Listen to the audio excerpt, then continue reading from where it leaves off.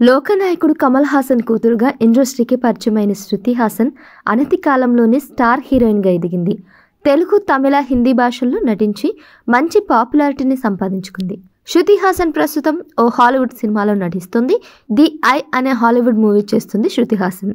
Psychological థ్రిల్లర్గా తెరకెక్కుతున్న ఈ సినిమాకు డాఫ్నే ష్మోన్ దర్శకత్వం వహించారు. తాజాగా దీనికి సంబంధించిన ట్రైలర్ ఒకటి విడుదలైంది.